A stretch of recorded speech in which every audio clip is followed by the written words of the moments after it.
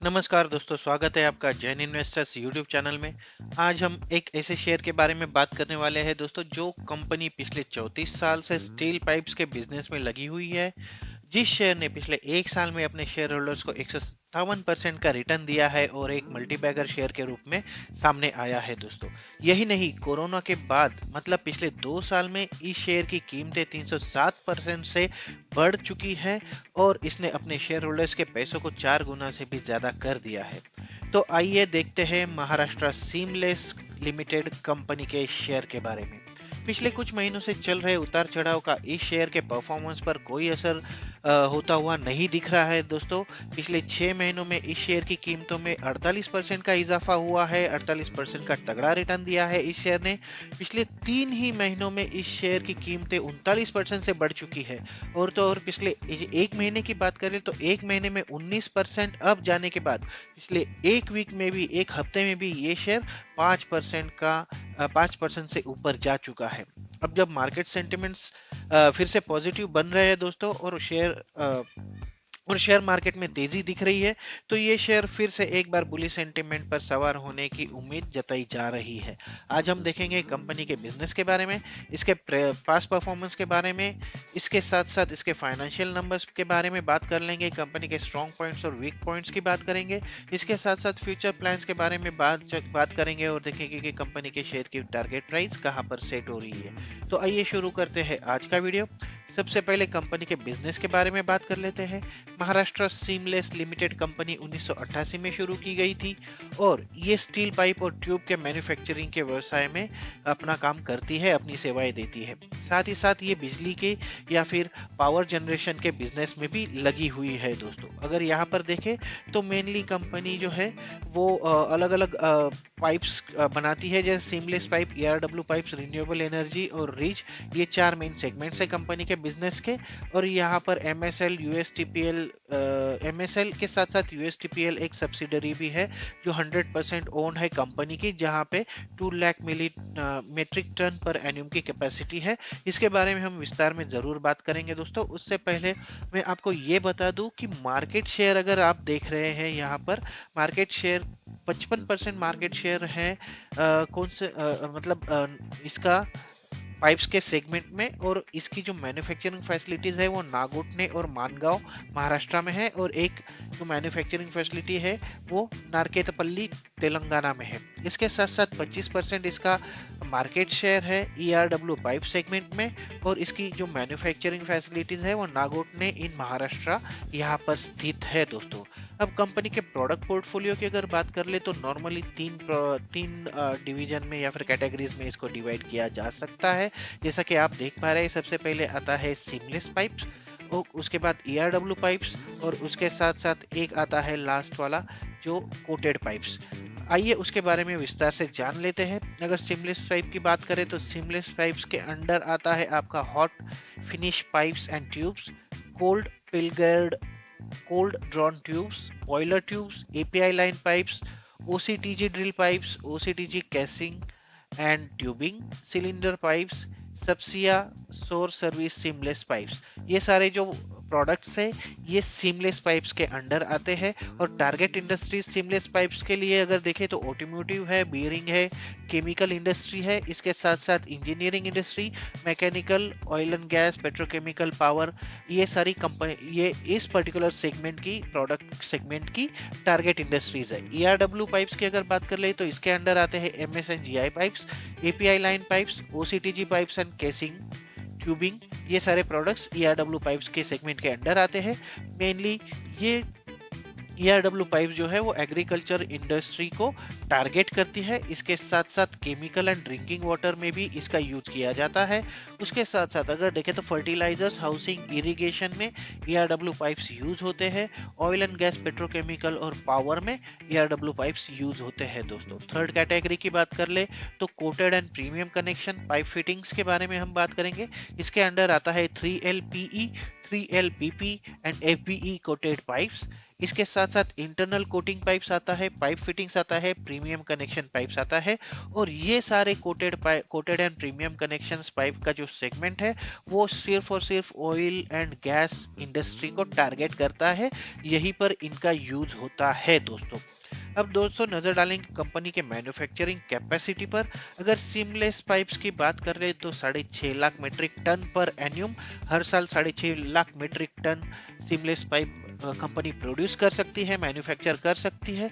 इसके साथ साथ हाई फ्रीक्वेंसी ERW पाइप्स अगर देखें तो 1,25,000 मीट्रिक टन पर एन्यूम की कैपेसिटी है। और जैसा कि हमने बताया कि ये कंपनी रिन्यूएबल एनर्जी या फिर एनर्जी प्रोडक्शन में भी है, तो वहां पर लगभग 60 मेगावाट की इसकी पर एन्यूम की क्षमता है, कैपेसिटी है दोस्तों। इसके साथ साथ देखते हैं कंपनी के क्लाइंट्स के बारे में।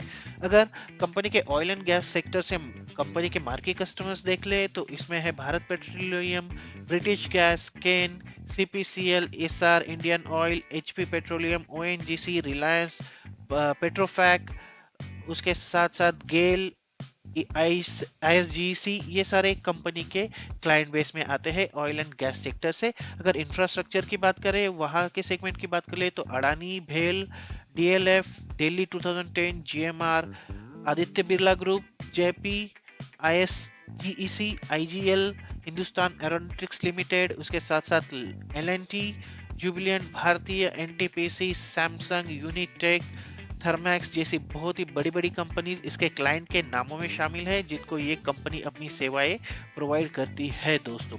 आइए अब नजर डाल लेते हैं कंपनी के फाइनेंशियल नंबर्स पर। अगर फाइनेंशियल नंबर्स की बात कर ले तो यहाँ पर सबसे पहले हम देखेंगे दोस्तों कंपनी के फाइनेंशियल ओवरव्यू के बारे में। अगर मार्केट कैपिटलाइजेशन की बात कर ले तो 5,117 करोड़ की कंपनी है। शेयर की करंट प्राइस जो है 764 रुपए और 52 वीक का हाई जो है वो 792 रुपए का है। 52 वीक का लो जो है 288 रुपए का है। स्टॉक का पी 11.7 का है, इंडस्ट्री का पी 16.1 है। ROC की बात कर ले और ROE की बात कर ले तो 12.9% और 10.9% का है। इसके साथ साथ कंपनी के शेयर की बुक वैल्यू 552% है। कंपनी का डिविडेंड जो है, डिविडेंड यील्ड जो है 0.46% की है और शेयर की फेस वैल्यू जो है वो 5 रुपए की है। इसके साथ साथ 32% का प्रॉफिट ग्रोथ दिखाया है कंपनी ने पिछले साल में। इसके बाद हम नजर डालेंगे क्वार्टरली रिजल्ट्स पर। पिछले 5 क्वार्टर के अगर रिजल्ट देखें यहाँ पर तो सबसे पहले टोटल रेवेन्यू की बात कर लेते हैं। ये सारे आंकड़े करोड़ रुपीस में है। तो Q1 FY 2022 में मतलब मार्च 2022 में खत्म हुई जो तिमाही थी उसका जो टोटल आंकड़ा था दोस्तों, अगर जून 2022 की बात करें तो 722 करोड़ रुपए का टोटल रेवेन्यू था, जो अब हो चुका है 1353 करोड़ रुपए, लगभग 100% से बढ़ चुका है दोस्तों। अगर बीच में देखो Q4 FY 2022 में मार्च 2022 के जो आंकड़े हैं 1444 करोड़ रुपए का सेल्स रहा था, उसके मुकाबले थोड़ा सा कमी आई है सेल्स में, लेकिन फिर भी इनका टोटल रेवेन्यू है जो 1353 करोड़ रुपए हो चुका है। EBITDA की बात करें तो 120 था, जहां पिछले साल जून तिमाही में इसका EBITDA वो आज जाके 220 हो चुका है, तो काफी जबरदस्त उछाल इसमें देखा गया है। मार्जिन में भी 17% से लेकर 16%, तो एक कंसिस्टेंसी दिखाई दे रही है EBITDA मार्जिन में। इसके साथ साथ प्रॉफिट आफ्टर टैक्स पैट की अगर बात कर ले तो Q1 FY 2022 में जहां 96 करोड़ रुपए का प्रॉफिट हुआ था कंपनी को, अब हो चुका है 153 करोड़, 50% से भी ज्यादा की यहाँ पर बढ़ोतरी देखी गई है। और EPS की अगर बात कर ले तो 14 रुपए जो था पिछले साल इसी तिमाही के दौरान, वो अब बढ़कर हो चुका है 23 रुपए दोस्तों। तो काफी शानदार 50% से ज्यादा की यहाँ पर भी बढ़ोतरी आपको देखने को मिल रही है।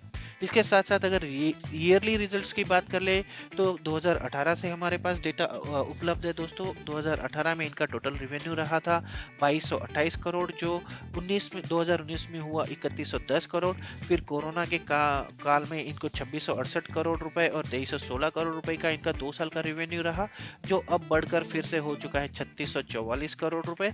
अगर पिछले 5 सालों की बात करें तो 2228 करोड़ रुपए से 3644 करोड़ रुपए, काफी शानदार इजाफा यहाँ पर दिख रहा है। EBITDA की भी बात यहाँ पर बहुत ज्यादा डिफरेंस नहीं है दोस्तों, 306 करोड़ करोड़ रुपए, जहां FY18 में 2018 में इनका EBITDA था वो अब हो चुका है 539 करोड़। तो लगभग 50% से ज्यादा की यहाँ पर बढ़ोतरी देखी गई है। इसके साथ साथ पैट पैट की अगर बात कर ले तो FY2020 जो एक ऐसा साल है जहां पर इनको लॉस हुआ था 21 करोड़ रुपए का, लेकिन पिछले साल इनको 142 करोड़ रुपए का मुनाफा हुआ और इस साल इनको 380 करोड़ रुपए का मुनाफा हुआ है, प्रॉफिट हुआ है दोस्तों। ये प्रॉफिट आफ्टर टैक्स के नंबर्स है। और EPS की भी अगर बात कर ले तो FY18 में 30 रुपए से आज ये 57 हो चुका है, लगभग दोगुना हो चुका है अर्निंग पर शेयर के आंकड़े यहाँ पर। अब दोस्तों जल्दी से नजर डालेंगे कंपनी के हिस्टोरिकल नंबर्स पर। अगर पिछले 10 साल की बात कर ले तो कंपाउंडेड सेल्स ग्रोथ 6% की रेट से बढ़ा है, 5 साल में 24%, 3 साल में 11% और पिछले 1 साल में 91% की ग्रोथ दिखाई है कंपाउंडेड सेल्स में। इसके साथ साथ कंपाउंडेड प्रॉफिट ग्रोथ में 3% 10 साल के लिए, 5 साल के लिए 31%, 3 साल के लिए 9% और पिछले 1 साल के लिए 32% का नंबर दिखा रही है ये कंपनी। इसके साथ साथ स्टॉक प्राइस CAGR पर अगर नजर डाले तो यहाँ पर काफी कंसिस्टेंटली कंपनी का CAGR बढ़ रहा है। स्टॉक प्राइस CAGR 10 साल के लिए 8% था, 5 साल के लिए 13% हो चुका था, 3 साल के लिए 24% और 1 साल के लिए 142% CAGR दिखाया है। रिटर्न ऑन इक्विटी की अगर बात कर ले तो यहाँ पर कंसिस्टेंट परफॉर्मेंस है, थोड़ा सा लो साइड में है दोस्तों, क्योंकि 5%, 8%, 8%, 10, 5 और 3 साल के लिए ये थोड़ा सा लो माना जाएगा इंडस्ट्री स्टैंडर्ड्स के हिसाब से, लेकिन लास्ट ईयर में 11% है, तो यहाँ पर भी थोड़ी सी रिकवरी हमको देखने को मिल रही है। अब जल्दी से नजर डाले थे शेयर होल्डिंग पैटर्न पर दोस्तों। जैसा कि आप देख पा रहे हैं प्रोमोटर्स इसमें 67% के मालिक है, उसके साथ साथ फॉरेन इन्वेस्टर्स 1.28%, डोमेस्टिक इन्वेस्टर्स 3.70% और अदर्स जो है 27 जिसमें पब्लिक का हिस्सा भी आता है, लगभग 28% के मालिक है। अगर देखें इंस्टीट्यूशनल इन्वेस्टर्स में से तो काफी अच्छे म्यूचुअल फंड्स है जो इसमें इन्वेस्टमेंट कर रहे हैं, जैसे L&T म्यूचुअल फंड है, ITI म्यूचुअल फंड है, टोरस म्यूचुअल फंड है, काफी अच्छे नाम है यहाँ पर दोस्तों। इसके साथ साथ अगर हम आगे जाके देखें कंपनी के रिवेन्यू ब्रेकअप के बारे में, तो रिवेन्यू के बारे में अगर देखें तो स्टील पाइप्स एंड ट्यूब से अकेले कंपनी का 93% का रिवेन्यू जनरेट होता है, RIG सेगमेंट से 1% का, पावर जनरेशन सेगमेंट से 2% का और अदर्स के सेक्शन से कंपनी 4% का रिवेन्यू जनरेट करती है दोस्तों। इसके साथ साथ अगर उन फैक्टर्स पर नजर डाल ले जो कंपनी के शेयर की टारगेट प्राइस डिसाइड करेगी, लेकिन दोस्तों ये सारे फैक्टर्स देखने से पहले अगर आपको मेरे वीडियोस पसंद आ रहे हैं तो इन्हें लाइक जरूर कीजिए और अगर अभी तक आपने मेरा चैनल सब्सक्राइब नहीं किया है तो इसे सब्सक्राइब जरूर कर लीजिए और साथ ही बेल का आइकॉन प्रेस के ऑल का ऑप्शन सेलेक्ट कर लीजिए, क्योंकि ऐसे ही बहुत सी नई जानकारी नए शेयर के बारे में मैं आपके साथ शेयर करने वाला हूँ और ये सारे नोटिफिकेशन अगर आपको मिल जाएंगे तो आपकी हेल्प हो पाएगी आगे की स्ट्रेटेजी डिसाइड करने के लिए। तो चलिए मुड़ते हैं वीडियो की ओर और देखते हैं कंपनी के की फैक्टर्स। सबसे पहले पॉजिटिव फैक्टर्स की बात कर ले तो कंपनी ऑलमोस्ट लोन फ्री है, इस पर ज्यादा डेब्ट नहीं है, इस पर ज्यादा लोन नहीं है और कंपनी का डिविडेंड पे आउट जो है वो लगभग 18% का है, जो कंसिस्टेंटली कंपनी पिछले 5 सालों से पे आउट कर रही है। जैसा कि मैंने पहले भी बताया पिछले 3 सालों का एक नेगेटिव पॉइंट जो सामने आ रहा है दोस्तों वो है कि कंपनी का रिटर्न ऑन इक्विटी है वो लोअर साइड में है। मैंने पहले भी बताया कि 7.51% का इनका 3 साल का जो एवरेज रिटर्न ऑन इक्विटी है वो 7.51% का है, जो काफी लो है इंडस्ट्री स्टैंडर्ड से। तो ये एक नेगेटिव पॉइंट यहाँ पर उभर कर सामने आ रहा है। इसके साथ साथ अगर की फैक्टर्स में और बातें देख ले तो ऑर्डर बुक के बारे में हम बात कर लेंगे। कंपनी के पास लगभग 1967 करोड़ के ऑर्डर बुक प्रेजेंट है दोस्तों। अब यहाँ पर अगर देखें तो जैसा मैंने पहले भी बताया कि USTPL जो है कंपनी के 100% ओन सब्सिडरी है। इन दोनों का अगर मिलाए सिर्फ महाराष्ट्र स्ट्रीम सिमलेस लिमिटेड का जो ऑर्डर बुक है वो 1797 करोड़ रुपए है और USTPL का 170 करोड़ रुपए का ऑर्डर बुक है दोस्तों। यहाँ पर अलग अलग सेगमेंट से इनको कितना ऑर्डर मिल रहा है, ये सारे डिटेल्स दिए हैं। लेकिन हमें मतलब ये आप पढ़ सकते हैं, ज़्यादा डिटेल में जाने की हमें ज़रूरत नहीं है। तो टोटल 1967 रुपए 67 करोड़ रुपए के कंपनी के पास ऑर्डर ऑलरेडी पेंडिंग है। कंपनी ने ये भी बताया है कि इनका एग्जीक्यूशन टाइमलाइन जो है एमएसएल के ऑर्डर्स के लिए वो 4 मंथ्स का है, 4 मंथ्स का, और यूएसटीपीएल के लिए सिर्फ 1.5 महीने का है। ऑर्डर बुक जो पोजीशन है ये हमेशा इनकी हायर लेवल पे जा रही है। हर साल ये हर क्वार्टर में ये एक नया रिकॉर्ड बना रहे हैं ऑर्डर्स को। तो इनको नए नए ऑर्डर्स मिलते जा रहे हैं और शानदार इम्प्रूवमेंट दिख रहा है। कंपनी के कैपेसिटी यूटिलाइजेशन में भी 5% का एक कंसिस्टेंट इम्प्रूवमेंट यहाँ पर दिख रहा है, जो काफी अच्छा नंबर है दोस्तों इम्प्रूवमेंट के हिसाब से। इसके बाद अगर बात कर ले दोस्तों कंपनी के कैपेक्स एंड फ्यूचर प्लान्स की, तो सबसे पहले देखेंगे कि कंपनी आगे फोकस किस बात पे करने वाली है। कंपनी भारत में अपने नए प्रोडक्ट्स डेवलप कर रही है, जैसे सबसिया पाइप्स और प्रीमियम कनेक्शन पाइप्स। इन प्रोडक्ट्स को अपने स्टॉकिस्ट के जरिए एक्सपोर्ट करने के प्लान पर कंपनी काम कर रही है। इस वजह से कंपनी को एक्सपोर्ट बढ़ाने और अपने आप को ग्लोबल लेवल पर एक्सपांड करने के लिए मौका मिल सकता है, ऐसा माना जा रहा है। इसके साथ साथ अगर कंपनी की सब्सिडरी की बात कर ले, तो कंपनी के पास टोटल 7 सब्सिडरीज है दोस्तों, जिनमें 2 कंपनी जो है वो उसकी खुद की ओन है, और एक जो एडिशनल कंपनी सब्सिडरी है वो इंडिया में रजिस्टर्ड है। तो टोटल 3 कंपनीज है जो इंडिया में रजिस्टर्ड है, जिनमें से कंपनी की खुद की मालकी की 2 सब्सिडरीज है, और बाकी 4 बची हुई सब्सिडरी है आउट ऑफ इंडिया लोकेटेड है।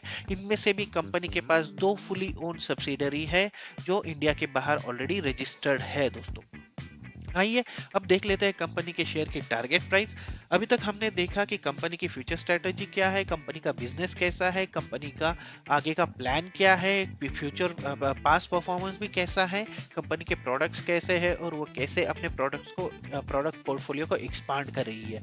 तो तो इस हिसाब से देखिए दोस्तों, ओवरऑल इस शेयर पर बुलिश सेंटिमेंट जो है वो बना हुआ है। जैसा कि मैंने पहले भी बताया कि पिछले 3 महीनों के लिए 39% का रिटर्न, 1 महीने में 19% का रिटर्न, 1 वीक में 5% का रिटर्न, वो तब जब इतना वोलाटाइल मार्केट चल रहा है।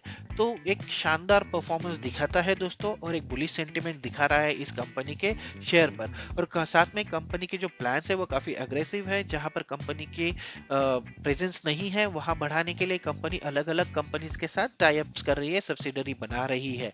तो यहाँ पर काफी एग्रेसिव प्लान लेकर कंपनी आगे बढ़ रही है। टारगेट प्राइस देखने से पहले मैं और एक बात हाईलाइट करना चाहूंगा दोस्तों, कि कंपनी का पी रेशियो जैसा कि हमने देखा कि 11 का है, और इंडस्ट्री का पी रेशियो जो है वो लगभग 16 का है। इस हिसाब से अगर देखें तो टेक्निकली ये कंपनी का जो शेयर है वो एक रीजनेबल प्राइस पर अवेलेबल है।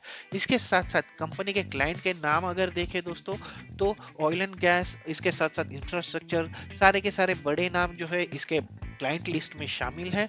तो इसकी वजह से ये जो कंपनी है इन्वेस्टमेंट के हिसाब से एक सिक्योर कंपनी मानी जा सकती है दोस्तों। इसलिए अगर आप लॉन्ग टर्म के हिसाब से इसमें इन्वेस्ट करना चाहते हैं तो ये कंपनी आपके लिए एक अच्छा ऑप्शन साबित हो सकती है। अगर सारे फैक्टर्स को कंसीडर किया जाए तो अगले 1 साल में कंपनी के शेयर में कम से कम 40 से 45% की बढ़ोतरी होने की उम्मीद है, होने का अनुमान है दोस्तों। और शेयर की जो टारगेट प्राइस है वो 1000 से 1100, 1000 से 1100 रुपए की लेवल तक छू सकती है, ऐसा हमारा मानना है, ऐसा अनुमान है दोस्तों। तो ये था महाराष्ट्र सीमलेस लिमिटेड कंपनी के शेयर का फुल एनालिसिस। आशा करता हूँ कि ये वीडियो आपको पसंद आएगा और आपकी हेल्प करेगा आगे की स्ट्रेटेजी डिसाइड करने के लिए।